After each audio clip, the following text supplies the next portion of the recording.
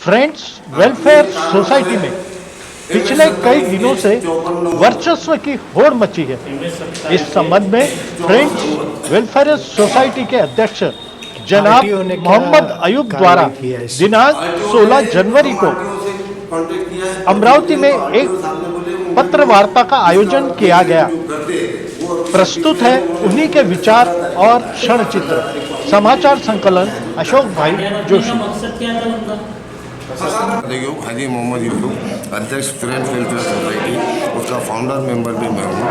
Society में बहुत दिनों से कुछ लोग उसके ऊपर में कब्जा करने की कोशिश कर रहे हैं, जिसमें उनको कहीं कामयाबी नहीं मिली। जो चेंज रिपोर्ट हमने 22 एक डाली थी, 22/18 नाम थे, वो 12/9/2018 को हमारे नाम से एक्सेप्ट हो गई। उसी में विवादित एक चेंज रिपोर्ट अपोजिशन पार्टी की तरफ से 210/2019 डाली गई थी। उसका भी रिजल्ट 22/9/2018 को आया। चैरिटी कमिश्नर ने उसको नामंजूर किया, हमारी मंजूर किया, उसकी नामंजूर किया। उसके बाद जॉइंट चैरिटी कमिश्नर में 30/11/22 को एक जजमेंट लिए उनके अगेंस्ट में आया, जो हमारी एक्सेप्ट हो गई। इसके बाद वो हाई कोर्ट में गए, तो मुंबई हाई कोर्ट की बेंच नागपुर ने 22/2023 जो पिटीशन थी, उसमें 2/11/2023 को जो जजमेंट दिया वो हमारे फेवर में लगा हुआ है। उनकी जो पिटीशन थी उसको नकार दिया। उसके बाद में भी वो कायदे के उल्लंघन करते हुए हमारे खिलाफ में अभी भी काम करते आए हैं। और ये जो हाई कोर्ट का जजमेंट आया, उसके जजमेंट के बाद में भी उन्होंने सोसाइटी का लेटर हेड वापरना, अपने आप को सेक्रेटरी और सोसाइटी का तुम्हारे डायरेक्टर बताकर लोगों को वर्गाने का, पैसे वसूल करने का काम किया और हमारे ऊपर षड्यंत्र हमेशा करते रहा। उसी षड्यंत्र का नतीजा ये है कि 22/12/2023 को एक कार खरीदकर मेरे नाम से झूठे कागजात, झूठे सया करके रजिस्टर की गई और उसको चांदूर रेलवे में ले जाके प्लांट किया गया। उसमें गांजा रखकर मुझे फंसाने की कोशिश की गई। पुलिस की तत्परता से जांच से ये रिपोर्ट सामने आई कि वो प्लांट की गई है, इसमें मेरा कुछ दोष नहीं है। जो दोषी है उसका नाम भी सामने आ गया, तनवीर आलम, सैयद नियाज अली, जो शुरू से हमारे ऊपर केसेस करते रहा है, ये उसका काम है।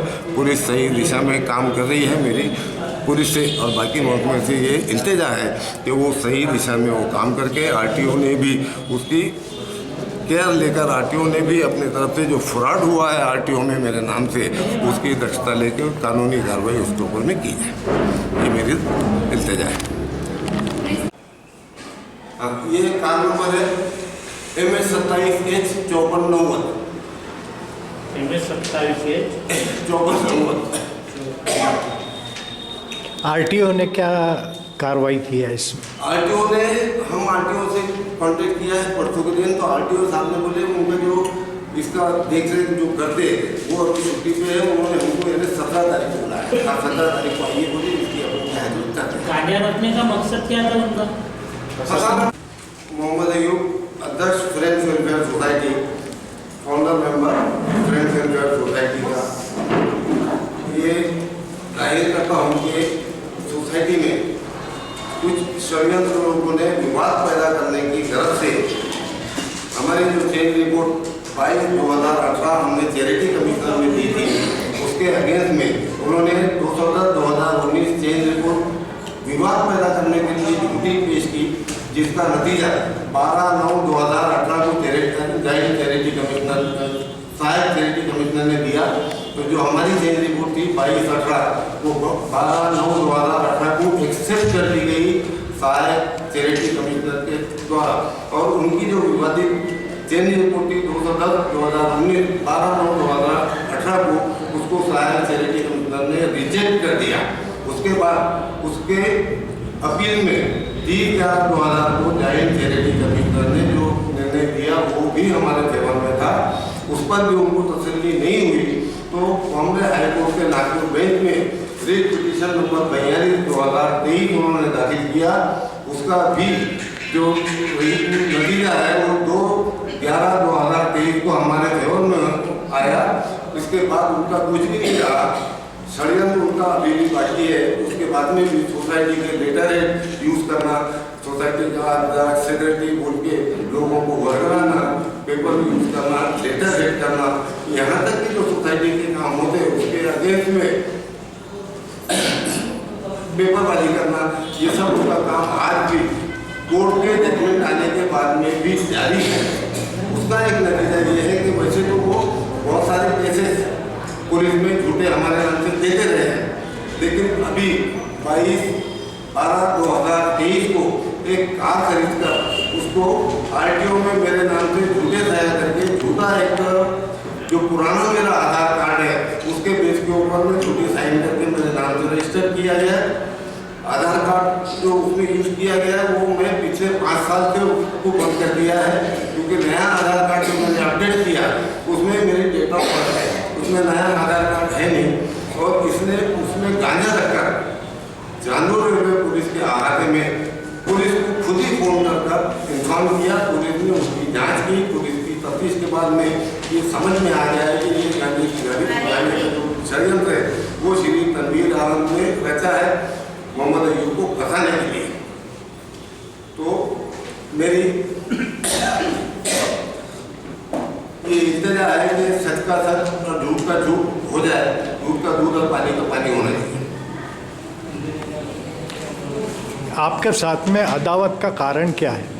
अदावत का कारण मेरे साथ में ये है कि सोसाइटी का मैं अध्यक्ष हूँ, वहाँ पर उसके पिताजी जो पहले मेंबर थे उनके जरिए वो सोसाइटी को ऊपर में काबिज होने की कोशिश कर रहा था, सोसाइटी को ऊपर कब्जा करने की कोशिश कर रहा था, जिसका नतीजा ये है कि 2018 में एक वीडियो आप लोगों ने देखा होगा, एजुकेशन ऑफिसर के लेटर को जब वहाँ जाके दिया गया तो तनवीर आलम ने पूरी तरीके से नंगी गालियाँ दी थी, जो सभ्य आदमी के लिए इन्हें जचता नहीं है, ऐसी उसने गालियाँ दी थी।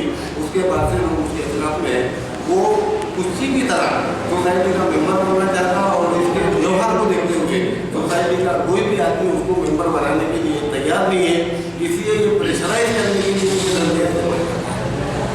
और ये भी चूँकि मैं अध्यक्ष हूँ इसलिए मेरे नाम से मेरे लड़के के नाम से झूठे रिपोर्टर देते रहता है, जिसका निर्णय अभी आना बाकी है कोर्ट से।